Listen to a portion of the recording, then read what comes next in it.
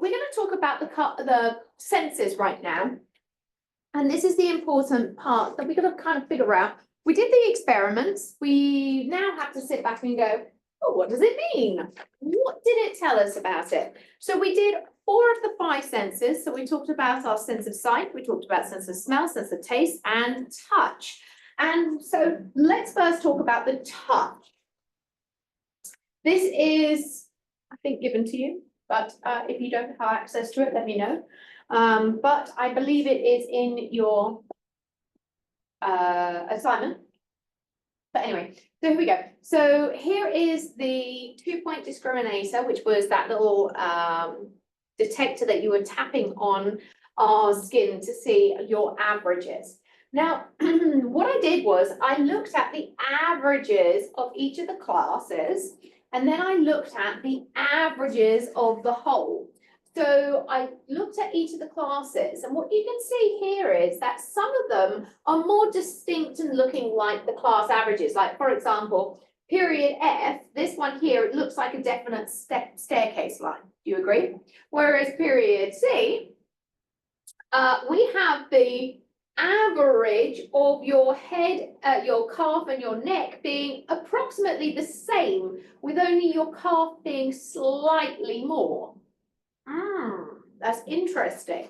Now, if we look at individual people, we can see that there is definitely not unanimous information. So if my sample size was just one person, and my sample size was, let's say, Abby, I'm just going to take this just a randomly person, right? If I put Abby right here, we could see that her fingertip was the most sensitive at 3.4, then her palm at 11.7, her neck 21.5, and her calf would be the least sensitive at 32. But if we then looked at, let's say, Pavel, it looks like his neck was the least sensitive, not his calf. If we look at Grace here, look at her calf. Her calf is 0. She could feel like at one poke, she felt like there were 2 that were poking her. So her data was a little bit of an anomaly. Her palm was more sensitive than her fingertip, and her neck was only 6. Really, really, really small difference. So the reason why we take the data from so many people is that we can average it together and then average the entire team rather than just a class, and we can see the trend. And the trend is that our fingertip is the most sensitive, then our palm, then the back of our neck, and then our calf. This is what the data says, right? That's what it says. But my question to you is why? Why is it most sensitive in our fingers and least sensitive in our calf? You're just like feeling around using your like fingertips first, then your palm, and then you're not really feeling the back of the neck or your calf. Right, so we explore the world around us using our hands. This is what we're using, why we're bipedal, right? So we can use our hands to explore the world around us. So we can touch and feel, fantastic. But we don't go around feeling things with our leg. If I was trying to lift up my leg and feel onto, like, what does this sink feel like? I'm going to fall over and I'm going to break a hip. So, not a good idea. So, I'm not a flamingo. I don't stand on one leg very well. And it makes it very difficult if I was to try and go around feeling things with my leg. Kind of a problem. My fingertips, however, much easier. I can feel things with those. What is the most sensitive part of the body? Number tongue, very good. The tongue has the most closely, densely packed touch receptors, and that is a very good reason. What do babies use to explore the world? Their mouth. To begin with, they stick everything in their mouth. Why?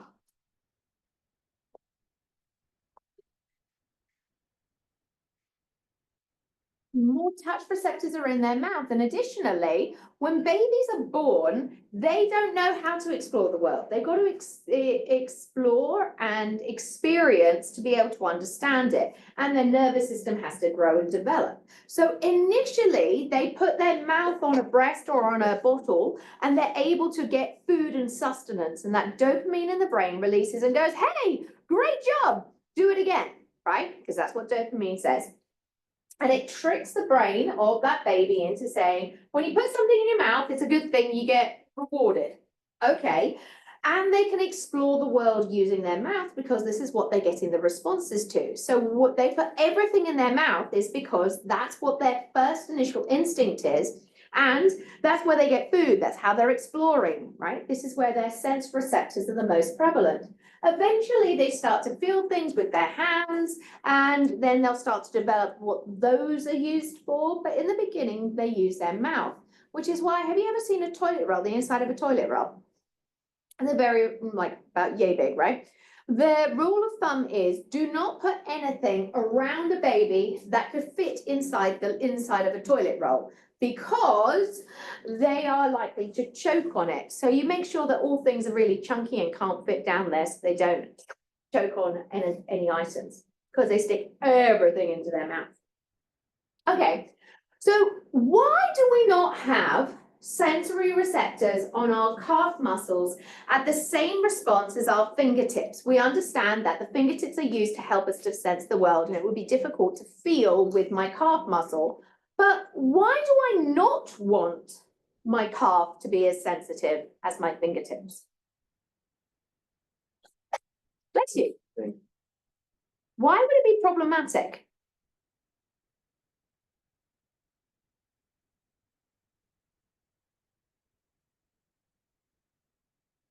Like sense a lot more, and then you'd be reacting to like everything that you have to do, but you don't need to.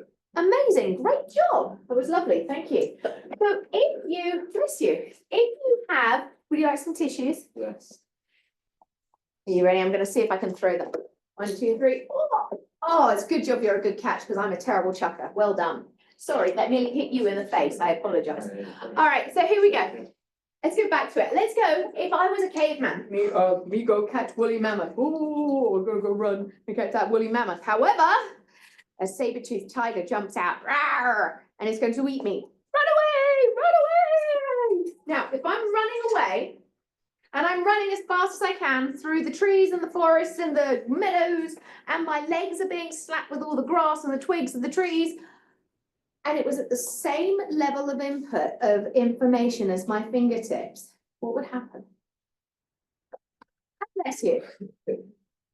I would not sneeze. I would not pause. I would not go, oh my goodness, my legs are being attacked by leaves and twigs and things. That's just too much. My brain cannot process that much information. It is not wise for my body to notice every twig and leaf and branch, and because my brain can't process too many things at once. So do you have like more pain receptors in your fingertips compared to your calves, or is it like, do you like have a higher pain tolerance? Like in your calf compared to your finger, because you don't feel it, you not feel as much, or is it not like relative? There is a difference between pain and touch receptors. There are actually two different ones. And that we can feel differences in touch. There are also differences between our touch receptors of light touch and pressure. There's also temperature receptors and differences of these different receptors in our skin for these different purposes. And so you would have less feeling in your calf than you would in your fingies, because you have less density of touch receptors. The same thing for temperature. So yes, you would say that you have less in your calf muscles than your fingies. But if you cut your fingies and you cut your calf muscles, you both would figure out that it hurts, because there will be enough that says, ow. But when you're running through the forest and you're trying to get away from the saber-toothed tiger, you don't want to have the same slappy as your calf muscles to be in the same density of realization of what's going on as your fingertips, because that would just be too much information for your brain to process. Your brain can only do one thing well at any one time. And the more that you give it to do, the more detrimental it is. It's only got so much processing bandwidth. And if you are constantly bombarding it with multiple things, then you run out of ability to process. So your ability to run away from the saber-toothed tiger is dependent upon your brain's ability to go, danger, hightail it out of here, let's run. It's not thinking about, oh, look at that pretty cloud. It looks like the shape of a teddy bear. Oh, look at this lovely leaf. Oh, it's a nice pretty color. Like your brain is just focused on escape and it cannot be thinking about multiple things. However, if you were just going for a nice walk through the woods on a day when there is nothing chasing you, you might be able to observe that cloud or that leaf or whatever it might be because your brain's bandwidth is not being taken up by survival. Now we've seen this whereby the brain would like to be quick about processing information rather than necessarily being accurate. And we saw that when we were talking about vision. So do you remember in the movies we saw about the vision movies, we saw that the brain makes assumptions. The brain makes assumptions about things that are there or not there. Remember that your brain could not see all of those dots on the checkered background, that gray checkered background. You could not see all 12 dots because your brain is making assumptions that that checkered background continues. The same way as your brain will switch off when something is constant, like if you stare at that dot with the blue halo around, that blue halo is going to disappear and you're eventually just going to stare at that dot. Or it makes assumptions that when we saw the twirly-whirly swirling of the top panel before we looked at the starry night, our brain assumes that the swirling of that top panel was going to continue in the starry night when we looked at it. Only did it take a few seconds to realize it isn't going to be swirly, whirly, twisty like the top panel was, and that the starry night picture was still. So our brain makes assumptions based upon previous knowledge, from experience, and from learning. It also prefers to be quick rather than accurate. Do you remember reading that statement that said something, you, this sentence? Did you see that there was a you? How many of you actually picked up on the double word? Did anybody? It's about 1 per class that has been able to pick it up. So 4 out of 60. Not very many people pick up on that you. Why? Because again, your brain is wanting to be quick rather than accurate. So how do you prevent yourself from turning in work with double words and errors like that?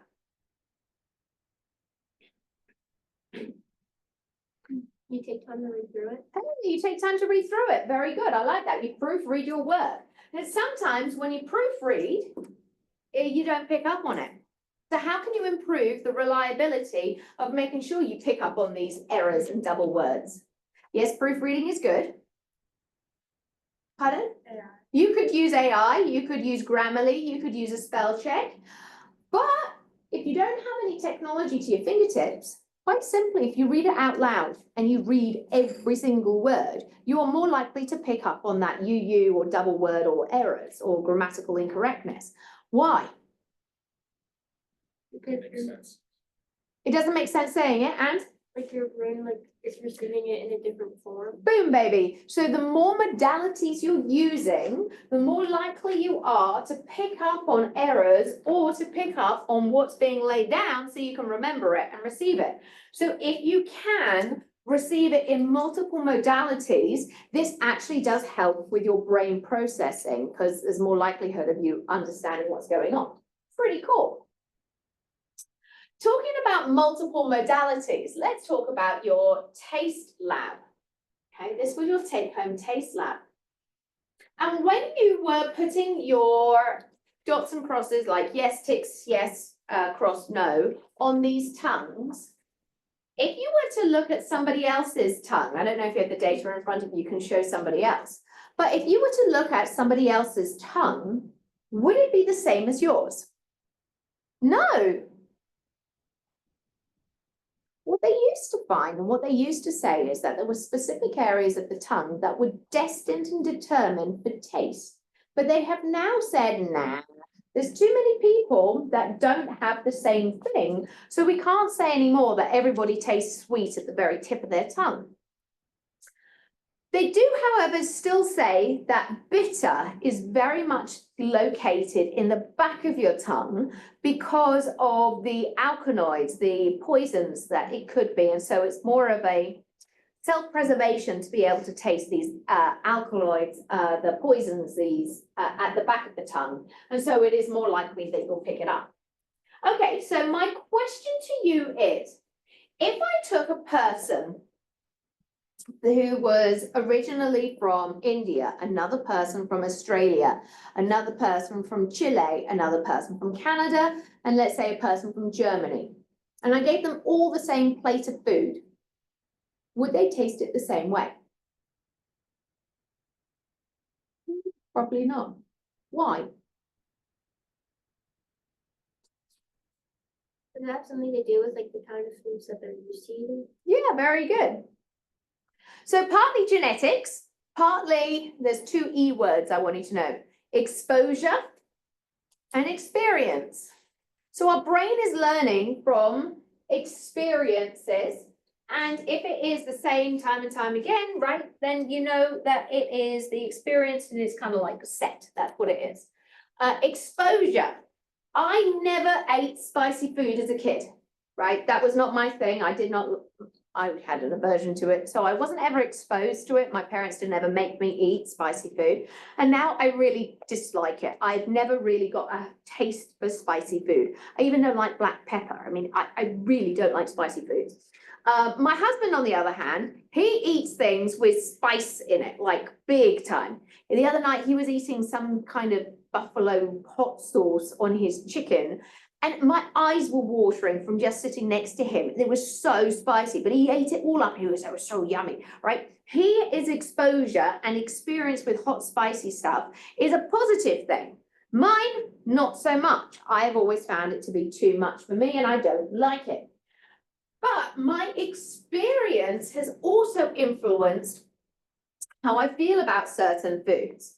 So I have an aversion to wobbly things. I cannot stand anything that's like jello or pudding, that sort of thing is like really unpleasant for me. I have a huge aversion to it.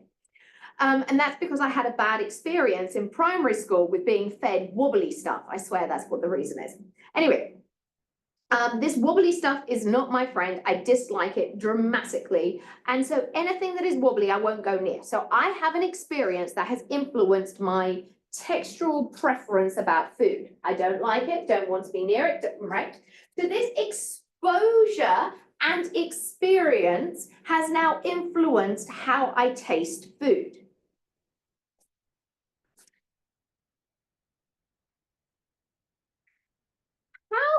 If you don't have like a traumatic past associated with certain foods, can you get over an aversion to a taste? Yeah, you can. How often do your taste buds change? I think like 7 or 14. Your taste buds actually will change over every 2 weeks, which is actually quite quick, right? So your flavor profile and taste profile can change every 2 weeks. So if you don't like broccoli this week, or broccoli, I love broccoli, but in 2 weeks' time, give it another try. But if somebody said, oh, you just don't like wobbly food, you don't like jello, well, give it a try in 2 weeks. I still will hate it. I have an extra phobia thing next to it. So sometimes it's not just the food. Sometimes there's an experience that goes along with this exposure. Okay, so location-wise of your taste flavor profile may be different from person to person, and it could be done based upon genetics, exposure, environmental factors, experiences, so on and so forth. Okay, the second thing that you did was that you were looking at how your sense of smell influences your sense of taste. So the first time you were fed food, your eyes and your nose were closed and you ate it. How could you tell that you had food in your mouth, and how could you tell what it was?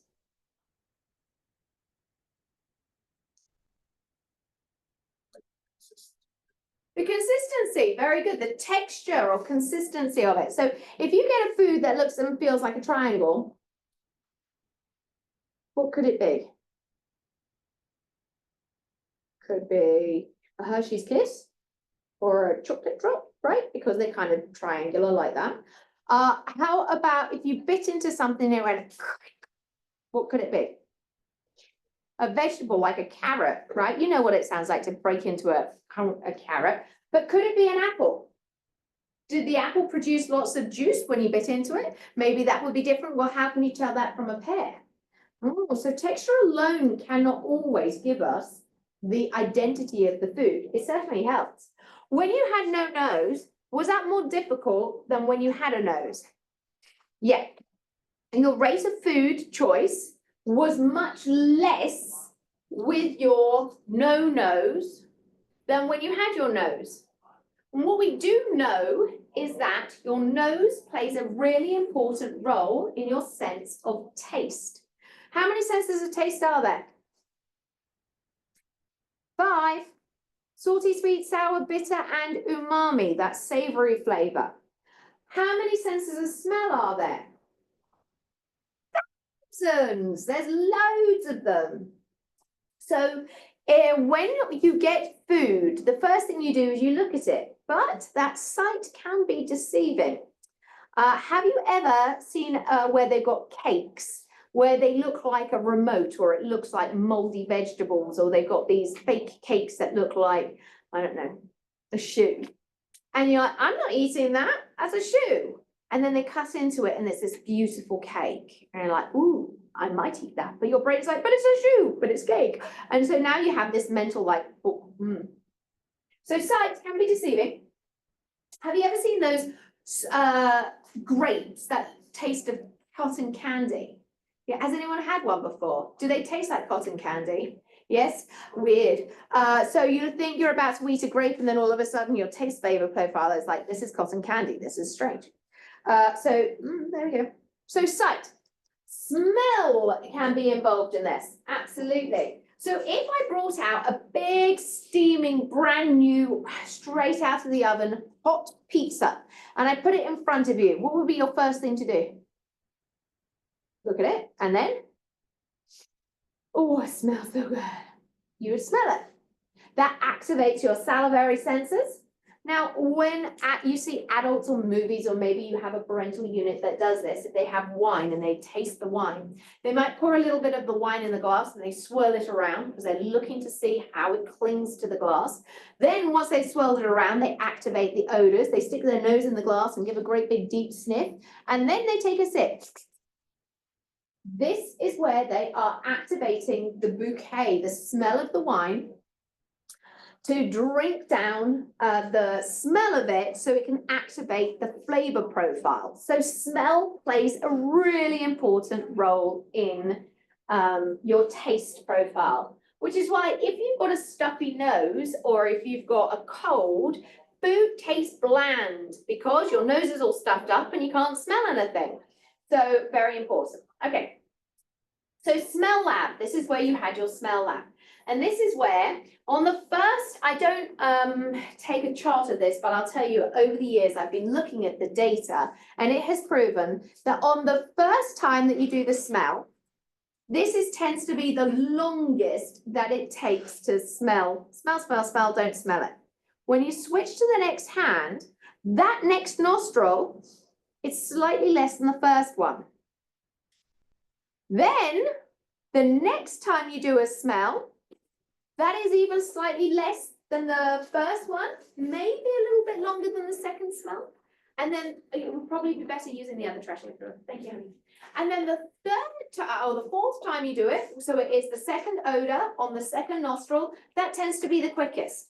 Why does it get quicker and quicker? Well, that's because the brain says, well, this is a constant. I don't need to smell this anymore. This is constantly here. And so it switches off. And then when you get the second smell or the second nostril, so the second time you do it, your brain's like, oh, we just did this on the other nostril. And so it goes away quicker. The same, you put a second scent. So now you're using a different odor. The brain's like, oh, this is new. And so you keep smelling it. It's longer than the second time. But why does it go away quicker than the first time? It's because your brain's like, oh, I know what game we're playing. We're playing a continuous odor game. Hooray! And so it's there and then it switches off. And then finally, the last time you do it, your brain is like, we've done this. These are constant smells. I don't need to smell this, and it switches off. Remembering that your brain only has so much bandwidth. And so all of it's doing is whenever it has a possibility of saying this is constant, I can turn this off, it does. This is the same with smell, same with sound. I bet you don't hear the sound of the air conditioning right now, but you do now, because I just told you about it. It's been there this entire time, but you haven't been cognizant of it. You haven't been thinking about it. Don't worry, I'll make that go away in a second. Do you feel your shoes on your feet? You weren't feeling them a moment ago, were you? But they were on your feet. How about your pants against your skin? How about your shirt on your chest? How about your underwear? I bet you haven't felt that since you put it on this morning, but it's been there and your body has been feeling it this entire time. But your brain has switched it off and said, I don't feel it anymore. I bet you stopped hearing that sound. Oh, wait, it's come back now because I've now initiated that back in. Crazy. Your brain is now going, wait, what am I meant to be feeling? What am I meant to be hearing? What am I meant to be sensing? And in a second, your brain is going to switch all of that off and go back to focusing on listening and learning. Kind of crazy. Why can we not do all of this at once? Your brain only has so much bandwidth and it cannot do too many things at once. Oh, all right. When you had that smell, did anybody come up with a memory? Anybody have a memory with your smells? Nobody? Yes. One of them went in, vanilla extract, like reminded me of baking cakes my grandma. Oh, I bet that was a lovely memory that came flooding back. Oh, that's sweet. So vanilla can absolutely, or peppermint can remind people of seasons, of like wintry seasons, or maybe cinnamon. Maybe that was the, remind you of, I've had it where it reminded people of going into Michael's where they have those great big cinnamon brooms and they get this overwhelming smell, or from cookies or something like that. And you get these memories, or a perfume or cleaning products that remind you of X, Y, and Z. Now, this is the incredible part, is that the sense of smell, the sense of sight, the sense of all of your different senses can remind you and intertwined with memories. And they can go both ways. So if you ever see a picture of when you had this really happy time with your friends and you were out on the beach and you were having this great time and there was this barbecue and the smell, and you see it in a picture, do you ever get those feelings back? Those good feelings, good times. Oh yeah, you could smell the barbecue, it makes you think. That was just from a picture. How about if you smell a smell? Can that generate a memory? Yeah, like we just said, it absolutely can. But can a memory generate a smell? I want you to close your eyes a second. Close your eyes. And I want you to really focus. This is where is willpower here. Really focus on this, all right? So I'm going to get out from the closet a big bag of freshly baked microwave popcorn. Here it comes. So here is the big bag of microwave popcorn. Can you smell it? It is freshly baked. It is freshly popped, covered in butter, ready for the taking, and you are going to smell the popcorn. When was the last time you had popcorn? Did you have it at your friend's sleepover? Did you have it in a class? Did you have it at the movies? Was the movie exciting? Was it scary? Can you smell that popcorn? Smell. Think about it. Now, I want you to imagine that you have now picked up one of these hot, buttery, delicious, fresh, steaming kernels of popped popcorn. And I want you to pop it in your mouth. Can you taste it? Can you taste this popcorn? Can you evoke the smell and the taste of popcorn? Or maybe popcorn's not your thing. Maybe you would prefer a strawberry. I want you to imagine that in front of you, there are sun-ripe strawberries. And those strawberries are hot from the sun, warm, fresh, very smelly, beautiful, fresh strawberries. Take a bite of one. Feel how your teeth crunch through the strawberry flesh. Feel those seeds on your tongue. Feel the juice drip into your mouth and taste the strawberry.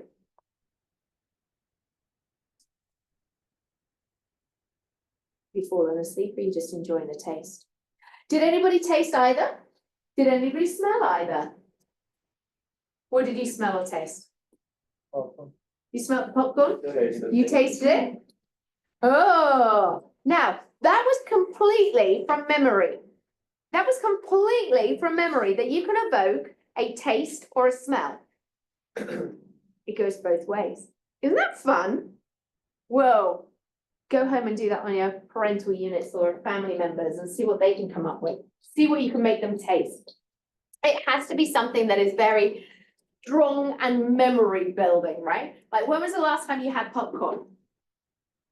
How about strawberries? When was the last time you had strawberries? Recently? Was the strawberry flavor stronger or not as much? No? And I did strawberry, I had a strawberry this morning, so it was really fresh in my memory. But whenever I think about strawberries, I'm automatically brought back to strawberry picking in the fields in England. My husband had come over to visit me. We went strawberry picking and it was a beautiful day and it was fresh, hot strawberry. And that whole memory floods back with just the word strawberry. Crazy, right? How this is all interconnected. I love it. So we talked about how our sense of smell, sense of taste, sense of touch, and sense of sight, very important. We talked about how our brain can be interlinked with each of these senses and how it can help with memories. And we also talked about how the structure of the eye can influence how it works. We talked about the blind spots and the optic disc going to the optic nerve, how it crosses over at the optic chiasm. And we saw all of this and we can understand how it all works. Are there any questions about your senses? I do hope not, but we will finish up about our senses on Monday. And I do hope that you fully understand about your senses. Nod, nod, wink, wink. We're going to move on now, and we are going to talk about the cardiovascular system. This is where we're going to do a Pear Deck. Should you wish to join in on the Pear Deck, you can grab out your computer.